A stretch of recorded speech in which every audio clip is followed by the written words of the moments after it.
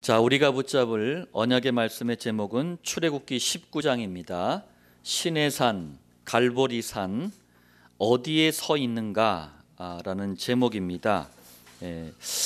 정확히는 신의 산, 갈보리 산, 나는 어디에 있는가, 이게 제목입니다. 자, 구원파라는 이단은요, 복음 받으면 다 끝난 거 아니냐, 구원파가 말하는 복음이 뭔지 몰라도 그렇게 얘기합니다. 다 끝나는 거 아니냐, 율법에 매일 필요도 없다, 이제 자유롭게 살아라, 죄책감 가질 필요도 없다, 막 살아도 된다, 이렇게 가르쳐요. 그러다 보니까 큰 잘못을 하고 또 심각한 죄를 지어도 아주 너무 뻔뻔합니다. 오히려 문제될 거 있냐, 이런 식이에요. 여러분들 어떻게 생각하십니까?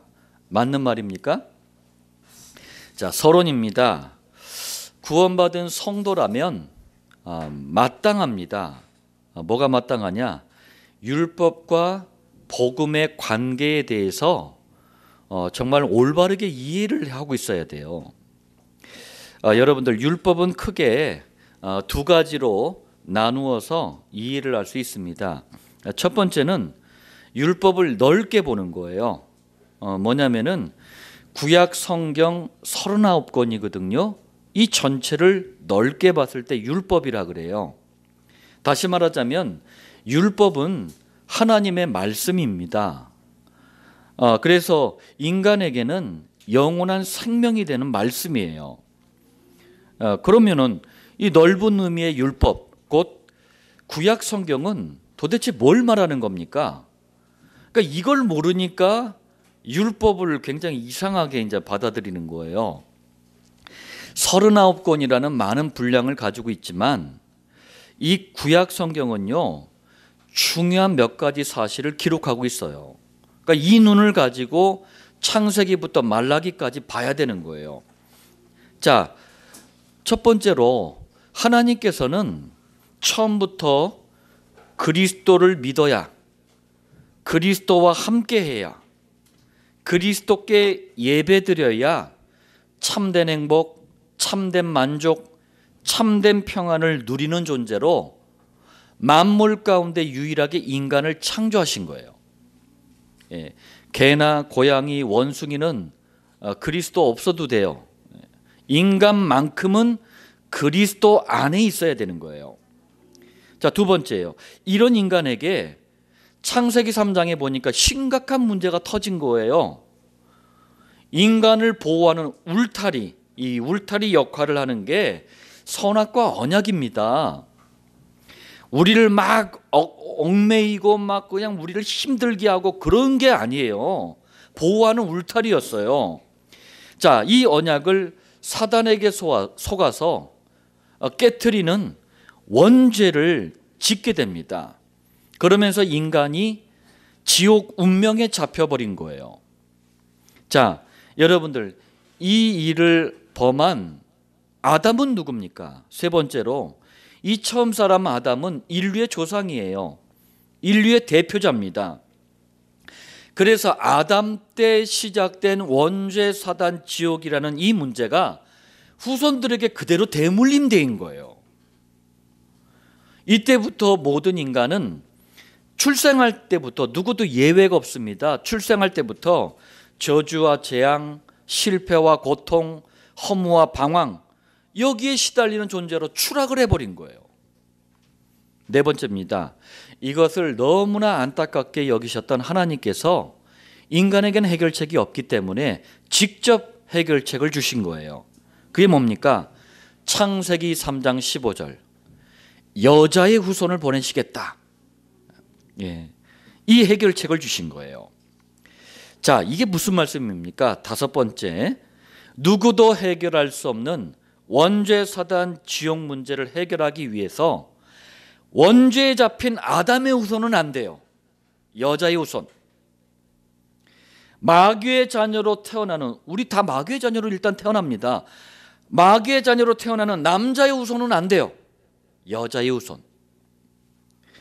또 지옥 운명에 잡혀서 사는 죄인의 후손은 안 돼요. 여자의 후손이라 해야 돼요. 이걸 언약, 약속을 하신 거예요. 자, 여섯 번째, 창세기에서 시작된 여자의 후손 언약이 말라기서까지 계속 구약 성경 39권 내내 설명이 됩니다. 이름만 바꿔서 창세기에서는 뭐 방주로, 뭐 출애굽기에서는 유월절 언약의 피로, 이렇게 이름만 바꿔서 계속 설명이 돼요.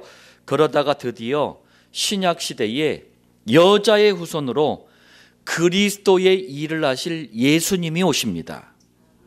그러면서 구약 성경 39권이 설명한 그 언약, 여자의 후손의 언약이 완전히 성취가 됩니다. 자, 여러분들 정리하면 율법, 곧 구약 성경 39권은요, 단순히 네가 지금 행위가 어떠냐, 네가 똑바로 살았냐 못 살았냐, 잘잘못을 따지는 책이 아니에요. 우리 상식 가지고도 그건 판단할 수 있잖아요. 상식을 위해서 써놓은 게 아닙니다.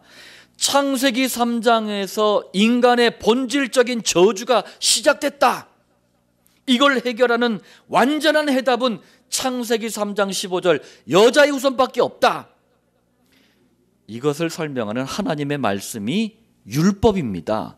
구약 성경 39권이에요. 그래서 여러분들 한마디로 그리스도 복음에 대한 설명서가 넓은 의미의 율법, 곧 구약 성경 39권입니다.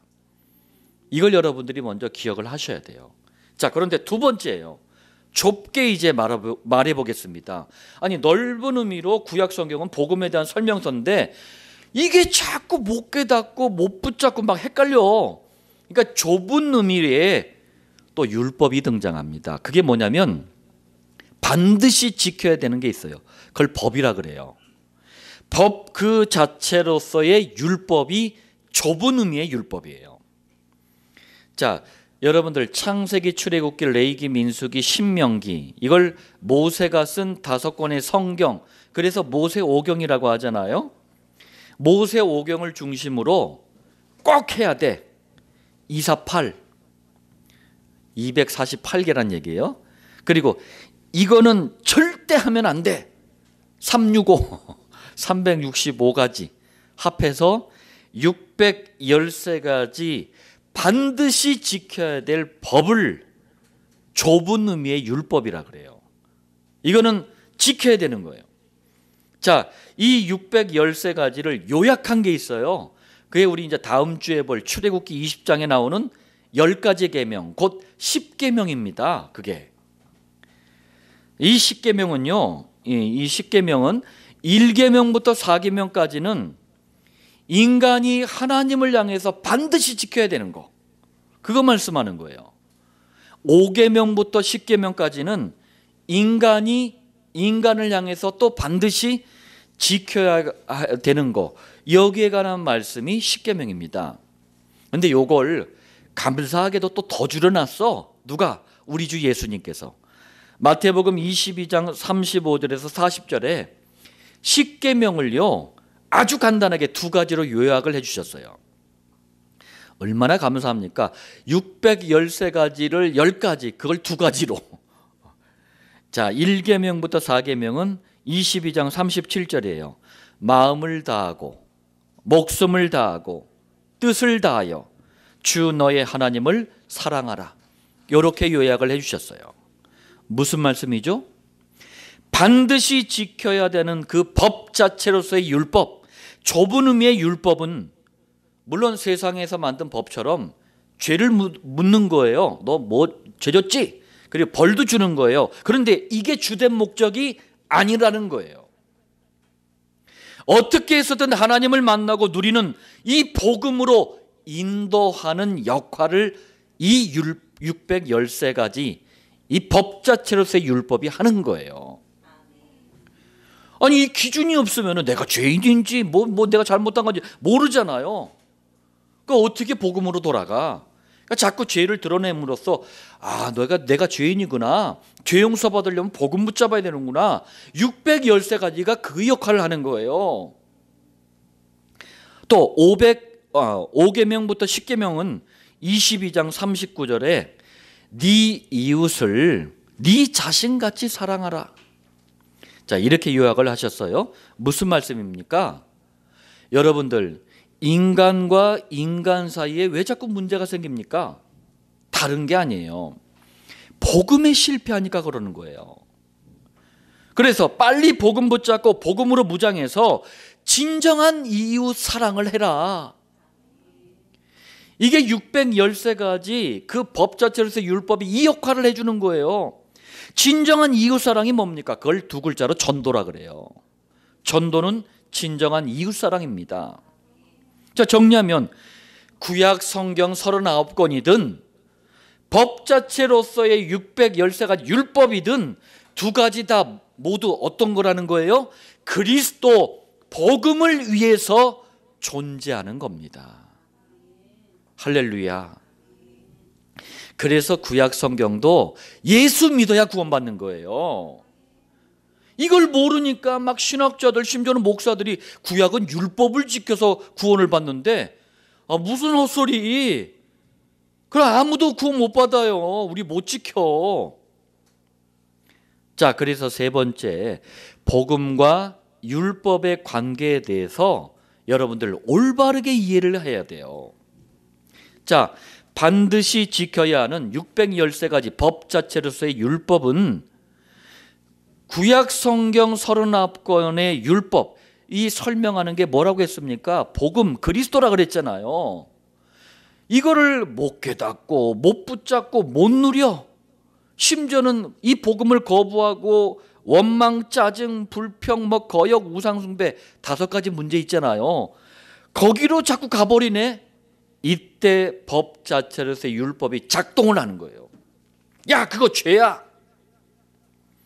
그래서 어떻게 해요? 다시 구약 성경 39권 그 율법이 설명하는 복음으로 돌아올 수 있도록 이 안내 역할을 해주는 거예요. 그러니까 613가지 율법도 좋은 겁니다. 자, 그러므로 여러분들 꼭 기억하셔요. 613가지 이 법 자체로서의 율법을 다 지킨다고 구원받는 게 아닙니다. 인간은 너무나 연약한 존재구나. 그래서 절대 못 지키는구나. 우리는 어쩔 수 없이 복음 안에 있어야 되는구나. 이렇게 깨닫게 해주는 게 613가지 법 자체로서의 율법의 역할이에요. 간단하게 말하자면 법 자체로서의 율법은 복음으로 자꾸 돌아가게 해주는 거예요. 복음을 자꾸 붙잡게 해주는 거예요. 너무나 좋은 역할을 해주는 거예요. 복음의 사람 바울이 이걸 이렇게 표현을 했어요. 갈라디아서 3장 24절에 율법이 우리를 그리스도께로 인도하는, 여기서 율법은 뭐겠어요? 613가지 법 자체로서 율법이 그리스도께로 인도하는 뭐라고요? 초등교사가 된다. 그래서 우리로 하여금 믿음으로 말미암아 의롭다함을 얻게 하려 함이라. 613가지 한번 지켜봐. 안 되지. 그러니까 복음 붙잡아. 복음 안에서만 우리는 의롭다함을 얻을 수 있어. 저희 아들 세화가 초등학교 때 이제 입학을 했어요. 입학할 때 다 부모님 가잖아요. 그래서 딱 갔는데 그때 우리 세화는 양복까지 딱 입고 왔어요. 양복 딱 입고 이제 딱 앉아 있는데 점잖게 딱 앉아 있더라고요. 근데 그게 반이 근데 완전히 무슨 시장 바닥이야. 막 뛰는 놈, 막 우는 놈, 막 소리 지르는 놈, 난리가 아니야. 다들 자기 집인 줄 아나 봐. 그러니까 선생님이 막 그냥 얘야 이래라, 막 저래라 하고 막 이거 하지 마라, 이거 해라 막 이래요. 정신없더라고. 근데 6학년 또 졸업식 때 딱 가니까 싹 달라졌더라고요. 다들 그냥 선생님 말씀도 잘 듣고 그냥 점잖게 앉아 있더라고. 여러분들 613가지 법으로서의 율법이 그 역할을 하는 거예요. 복음을 놓치지 않도록, 복음 붙잡도록, 그래서 복음의 사람이 되도록 자꾸 가르치는 거예요. 그런데 이스라엘 종교인 이 유대교, 그리고 유대교의 영향을 받고 생겨난 게 여호와의 증인이에요. 그리고 제7일 안식일 예수재림교, 줄여서 안식교라고 하는데, 이런 이단들은요 이걸 구분을 못한 거예요. 그래가지고 아직도 613가지 법 자체로서의 율법을 지켜야만 구원받는 줄 알아요. 착각입니다. 다시 한번 강조합니다. 구원은 복음 그 자체이신 곧 예수님을 그리스도로 믿고 영접할 때 은혜로 받는 하나님의 선물이에요. 원죄에서 빠져나올 수 있는 구제 있어요? 사단의 손에서 해방될 수 있는 봉사가 있냐고요? 지옥 운명에서 빠져나올 수 있는 사랑이 있습니까? 인간의 행위 가지고는 안 되는 거예요. 그래서 율법을 지켜야만 구원받는다, 이걸 율법주의라고 하는데, 율법주의는 그래서 잘못된 거예요. 누구도 율법을 다 지킬 수 없습니다. 그리고 만약에 그냥 어쩌다가 실수로 지켜버렸어, 그랬다 하더라도 구원을 받을 수 없어요. 구원은 율법을 다 지켜서 받는 게 아니고 예수님을 그리스도로 영접해야 받는 거예요. 그래서 율법주의는 잘못된 겁니다. 그런데 오늘날 많은 교인들이요, 이 율법하고 복음하고의 이 관계를 이해를 못해. 그러니 또 강단에서도 막 율법으로 막 그냥 막 두들겨 패. 우리 남편들 세상 살면서 막 이상한 짓 많이 하고 교회 오거든요. 그런데 막 니 어제 뭐 했지? 막 강단에서 막 두들겨 패. 이러면 어떻게 돼요? 부담이 돼. 그리고 내가 율법도 못 지키고 내가 교회 나오는구나, 죄책감이 들어. 여러분들, 이게 율법주의가 주는 함정이에요. 함정에 딱 빠져가지고 막 여기서 방황을 해. 임마누엘교회와 7천목장의 모든 성도는 복음과 율법에 대한 올바른 이해를 가지고 이런 분들도 살려야 되겠습니다. 자, 본론 첫 번째입니다. 여러분, 지금 혹시 신의 산에 있습니까? 자, 첫 번째입니다. 신의 산은 그럼 어떤 산입니까? 신의 산은요, 이슬람 나라예요. 사우디아라비아 북서쪽 사막 지역에 있는 산이에요. 이게 여행 금지 구역으로 지정이 돼 있고요. 지금은 라오즈 산으로 불립니다. 라오즈 산으로 불려요. 또 이 신의 산은요, 모세가 여호와께로부터 십계명으로 요약되는 법 자체로서의 율법을 받은 산이에요. 의미가 있는 산이죠. 그래서 또 다른 성경에는 호렙산으로도 불립니다. 실제로도요, 신의 산하고 호렙산하고 쌍둥이처럼 이렇게 연이어 붙어 있어요. 그래서 신의 산을 호렙산으로 부르는 거예요. 자, 두 번째입니다. 그럼 이 신의 산이 상징하는 게 뭡니까? 반드시 지켜야 하는 613가지 법 자체로서의 율법을 지켜야만 구원받아. 이걸 율법주의라 그래요. 율법주의를 상징하는 거예요. 그리고 신의 산은요, 교회는 열심히 다녀, 막 죽어라 다녀, 헌신하면서 다녀. 그런데 복음만 빠져 있어. 복음만 희미해. 이걸 종교생활이라 그래요. 종교생활하는 사람을 교인이라고 합니다. 교인을 상징하는 거예요. 세 번째입니다. 그럼 제가 본론 첫 번째 시작할 때 물었잖아요. 신의 산에 있습니까? 여러분들, 신의 산에 있는 사람이 그럼 누군 거예요? 율법주의 신앙을 가지고 종교생활하는 교인을 신의 산으로 상징하는 거예요. 그럼 이 교인의 모습이 어떤지 한번 보겠습니다. 우리가 종교생활하면 이렇게 된다는 거예요. 그러니까 정말 제대로 진단하고 이분들 신앙생활할 수 있도록 도와줘야 돼요. 출애굽기 19장 3절입니다. 야곱이라는 이름이 나와요. 야곱이 누굽니까?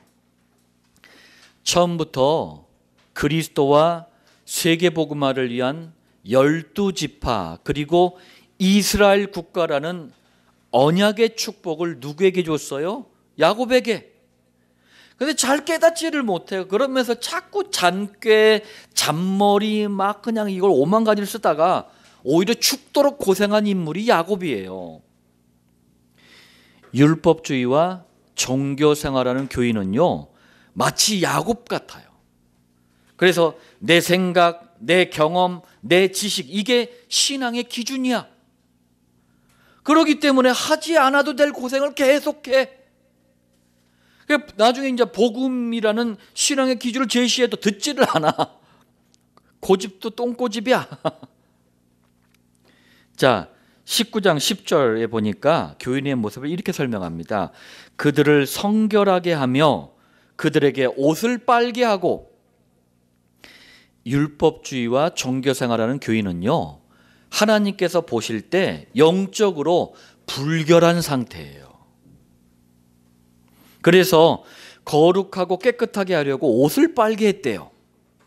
아이, 그럼 빨래방에 가서 빨래하면 되겠네요? 그 얘기가 아니에요. 옷은 신분을 상징합니다. 무슨 말이에요? 율법주의 종교생활하면 아직까지 구원받지 못한 상태다, 그 얘기예요. 그러니 빨리 복음부터 듣고 예수님을 그리스도로 믿고 영접해서 구원받은 하나님의 자녀라는 신분으로 빨리 바꿔라, 그 말씀이에요. 여러분들, 그러니까 교인이란 이 상태는 심각한 겁니다. 하나님의 자녀가 아닌 거예요. 자, 그리고 율법주의와 종교생활은요, 내가 성결하고 성결하려고 애쓰고 힘쓰고 노력을 해. 그거 안 돼. 왜? 우리 체질은요, 원죄 사단 지옥을 태어나면서부터 대물림 돼가지고 가지고 태어나요. 육신적인 노력과 방법으로 아무리 애써 보세요, 성결이 불가능해. 안 된다니까요. 오히려 사단이 좋아하는 짓을 더 잘해. 지옥 체질에 맞는 일을 더 잘해. 죄를 더 많이 져요. 그래서 복음 그리스도를 붙잡아야 되는 거예요. 복음을, 그리스도를 계속 누리면 성결하려고 애쓰는 게 아니고요, 성결이 되어져요. 성결이 나타납니다. 자, 그리고 또 모습이 어떠냐면요, 여러분들, 이 시내산에 있으면은요, 아주 살벌해요. 살벌합니다. 한번 보세요. 19장 12절 13절. 너희는 삼가 산에 오르거나, 산은 시내산이에요. 그 경계를 침범하지 말지니 산을 침범하는 자는 반드시 어떻게 된대요? 죽임을 당할 것이라. 이것도 모자라 가지고요, 돌로 쳐 죽이거나 화살로 쏘아 죽여야 하리니. 아니, 뭐 이렇게 살벌해. 시내산에서 여호와 하나님은 모세와 이스라엘 백성을 만나셨어요. 그런데 아무나 함부로 여호와 하나님 앞에 나오지 마라, 그 얘기예요. 자, 왜요? 누구나 613가지 이 율법을 지키려고 시도하지만 다 지킬 수가 없어요. 만약에 그럴 수는 없지만, 만약에 싹 다 지킨다 하더라도 가장 심각한 3가지 문제가 남아 있어요. 원죄, 사단, 지옥. 행위가 올바르다고 이 창세기 3장에서 시작된 이 문제가 해결되는 게 아닙니다. 아무리 613가지를 지켜도 그럼 뭐라는 얘기예요? 죄인밖에 안 된다는 얘기예요. 하나님은 죄를 싫어해요. 하나님은 죄를 미워해요. 그래서 반드시 책임을 묻고 벌을 하십니다. 그리고 하나님은 죄인을 만나주지 않으셔요. 신에서는 살벌한 거예요. 그래서 아무나 못 나오는 거예요. 죄 문제 해결 받고 나와라. 사단, 지옥 문제 해결 받고 나와라, 그 얘기예요. 정리하면 복음이 오해되고 복음이 빠진 율법주의와 종교생활하는 교인은 아무리 열심을 해도, 아무리 노력을 해도 여호와 하나님을 만날 수 없다라는 얘기예요. 다시 말하자면 그리스도로 오신 예수님만이, 곧 복음만이 하나님을 만나고 누리는 유일한 길이에요. 자, 또 19장 16절에 보니까 나팔 소리가 매우 크게 들리니 진 중에 있는, 진은 진영을 얘기하는 거예요. 이스라엘 진영. 진 중에 있는 모든 백성이 어떻대요? 다 떨더라. 18절 연기가 옹기가마 연기같이 떠오르고 온 산이 크게 진동하며. 완전히 시내산이 우르르쾅쾅 쉑쉑쉑이야. 막 난리도 아니야. 막 천둥치고 벼락치고 막 뭐 어떤 사람 막 두려워하던데 막 난리가 난 것 같아요. 예. 이 무슨 말씀이냐면 율법주의와 종교생활하는 교인들 우리 현장에서 많이 만나잖아요. 한번 보세요. 하나님 자녀로서의 누림이나 기쁨, 평안이 없어요. 단 한 번도 종교생활하는 교인이 이런 분들 한 번도 만난 적이 없어요. 오히려 늘 불같은 여호와, 이 시내산에서 우르르 쾅쾅 씩씩하는 이 불같은 여호와의 위엄, 진노, 권위에 눌려가지고 벌벌 떨어. 소천하신 저희 아버지께서 이 복음을 잘 모르셨어요. 교회는 다니셨는데 막 이상한 체험도 하셨어요. 그런데 여전히 복음을 몰라. 그러다가 저를 통해서 복음을 들으셨어요. 그래서 저희 아버지가 그러시더라고요. 먼저 긴 한숨을 크게 후 하고 내쉬더니만 뭐라고 말씀하시느냐. 복음이라는 게 이런 거였구나. 하나님이 이런 분이셨구나. 여러분들 하나님을 오해하잖아요. 벌벌벌 떨어야 돼. 교인들이 그래요. 자, 그리고 19장 21절 나 여호와께로 와서 보려고 하다가 많이 죽을까 하노라. 22절 나 여호와가 그들을 칠까 하노라. 무슨 말씀이에요?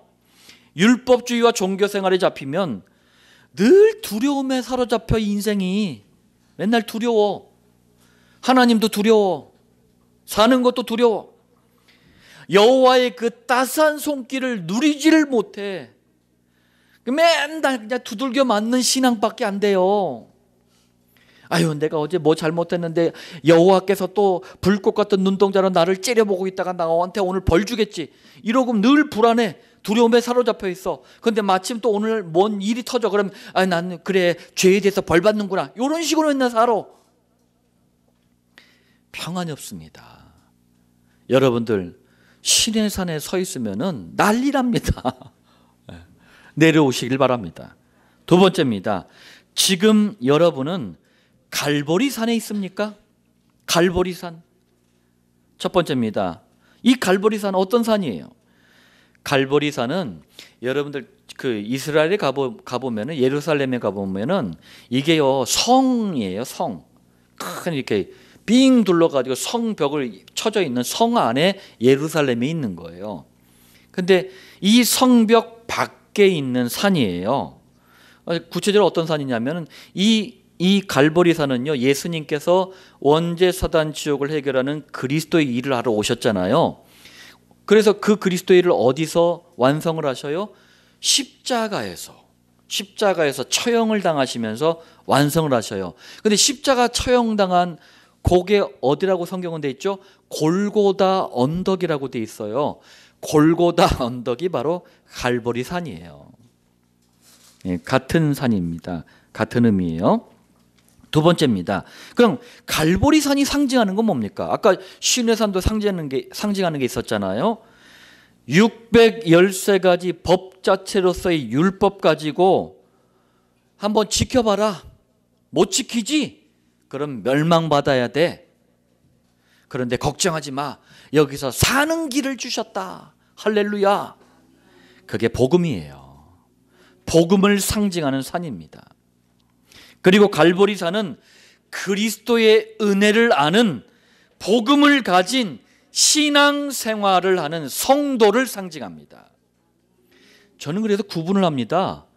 구원의 전적인 대상 불신자, 교회 안에서 종교생활하는 교인, 교회 안에서 신앙생활하는 성도, 저는 그렇게 확실히 구분을 해요. 자, 세 번째입니다. 그러면 갈보리산에 서 있는 복음 가진 신앙생활하는 성도의 모습도 어떤지 봐야 되잖아요. 19장 3절에 아까는 시내산은 야곱이라고 했는데 갈보리산은 이스라엘이에요. 이스라엘이 뭡니까? 야곱이 그리스도와 세계복음화 그리고 12지파와 이스라엘 국가, 이 언약과 복음을 드디어 체험을 하기 시작을 해. 그러면서 본격적으로 깨달을 즈음에 새롭게 받은 이름이 이스라엘이에요. 율법주의와 종교생활에 매이지 않고 복음을 깨닫고 누리는 신앙생활을 하게 되잖아요. 그러면 인생에 굉장한 누림과 평안이 찾아옵니다. 이게 또 이스라엘입니다. 자, 19장 4절 성도의 모습을 또 보겠습니다. 내가 애굽 사람에게 어떻게 행하였음과 내가 어떻게 독수리 날개로 너희를 업어 내게로 인도하였음을 너희가 보았느니라. 참 기가 막힌 표현들이에요. 이게 무슨 말씀입니까? 여러분들, 이스라엘 백성은요, 지옥을 상징하는 세상 애굽에서, 사단을 상징하는 바로왕 소나기에서, 원죄의 메인 죄인을 상징하는 노예 상태에서 고통받고 있었어요. 그런데 6월절 어린 양의 피만 발랐어. 그날 애굽 땅에서 빠져나왔고, 그 정도가 아니에요. 구름 기둥과 불 기둥이 인도하고 보호했고, 그 정도가 아니에요. 홍해 바다를 마른 땅처럼 건넜어요. 다시 말하자면 그리스도를 아는, 복음을 누리는 신앙생활하는 성도는 늘 복음이 역사하시는 증거, 그리스도가 역사하시는 증거, 이게 있다는 말씀이에요. 예, 저를 통해 하나님께서 여러분들에게 복음을 증거하게 하셨어요. 여러분들 다 그리스도의 증거들을 가지고 계시잖아요. 그 증거를 성도는 가지고 있다, 그 말씀이에요. 이게 19장 6절입니다. 너희가 내게 대하여 제사장 나라가 되며 거룩한 백성이 되리라. 진짜 할렐루야 한 3만 번, 3억 번 해야 돼. 이게 무슨 말씀입니까? 복음, 이 그리스도를 아는 신앙생활하는 성도는요, 복음의 증거, 그리스도의 증거가 인생 가운데 펼쳐지는 건 물론이고, 그 정도가 아니라 축복된 사명을 가진 인생이 됐다는 말씀이에요. 그럼 어떤 축복된 사명을 말씀합니까? 원죄, 사단, 지옥 문제 때문에 하나님과 모든 사이가 완전히 관계가요 뚝 끊어져 버렸어요. 단절이 돼 버렸어. 그런데 그리스도의 일을 하신 예수님 때문에 세상 모든 사람이 누구나 이젠 하나님을 만날 수 있는 통로가 열려진 거예요. 이것을 제사장 직분이라 그래요. 그런데 이미 구원받은 성도는 어떻습니까? 그리스도 안에 있는 이 제사장 직분이 나에게도 있는 거예요. 그래서 이 제사장 직분을 가지고 세상 사람들을 이제 하나님과 연결시켜주는 전도와 선교, 7천 목장, 여기에 헌신하는 제사장 사명을 갖게 된 거예요. 이 축복된 사명을 가리켜 제사장 나라가 됐다라고 말씀하는 겁니다. 우리 임마누엘 교회 모든 성도들, 7천 목장에서 말씀받는 모든 성도들은 제사장 나라가 된 거예요. 자, 그리고 이 사명은 하나님 보실 때 거룩한 거예요. 이게 거룩한 거예요. 이 일에 참여한 모든 성도는 그래서 거룩한 하나님의 백성이 되는 것입니다. 여러분들은 거룩한 하나님의 백성이에요. 자, 결론 말씀드리겠습니다. 여러분은 지금 어느 산에 서 있습니까? 우르르쾅쾅 씩씩씩 하는 율법주의 종교 생활을 하는 교인을 상징하는 신의 산에 있습니까? 아니면은 복음 그리스도를 가지고 누리는 신앙생활하는 성도를 상징하는 갈보리 산에 서 있습니까? 임마누엘 교회와 7천 목장의 모든 성도는 신의 산 율법의 요구가 부담이 되는 게 아니라 축복으로 누려질 만큼 갈보리산 복음, 이 그리스도의 복을 누리시길 바랍니다. 이를 위해서 우리가 세 가지에 늘 집중하는 거예요. 첫 번째, 복음만, 그리스도만 선포되는 이 주일 강단 말씀에 그래서 집중하는 거예요. 그리고 너무 중요하니까 오래 기억하고 또 기도하기 위해서 강단 노트에 기록하는 겁니다. 두 번째, 강단 말씀에 집중하는 정도가 아니라 6일 삶의 현장에 이걸 가지고 가요. 강단 말씀을 어떻게 강단 노트를 들고 가는 거예요. 그래서 하루 3번 일정하게 시간을 정해서 묵상합니다. 내가 직장 생활한다, 학교 다닌다, 어디 갔다, 강단 노트 펴놓고 눈으로 보고 마음과 생각으로 기도하는 거예요. 그걸 자꾸 내가 곱씹어 보는 거예요. 생각도 해보고 진단도 해보는 거예요. 그러면은 희한해요. 주일 강단에서 받은 복음이 각인이 되고 뿌리가 내려지고 체질이 돼요. 이 시간을 정식기도라고 합니다. 3번째입니다. 여러분들 보세요. 이 2가지가 되어진다. 그러면은 하나님은 하나님 편에서는 응답하시고 역사하실 수밖에 없는 시간표가 되는 거예요. 그게 바로 복음, 이 그리스도로 사람을 살리고 하나님의 나라를 확장해가는 목장입니다. 시내산, 갈보리산, 나는 어디에 있는가? 오늘 이 언약의 말씀을 통해서 우리의 신앙과 삶을 점검하고 현장을 구체적으로 살리는 응답이 되시길 예수님의 이름으로 축복합니다.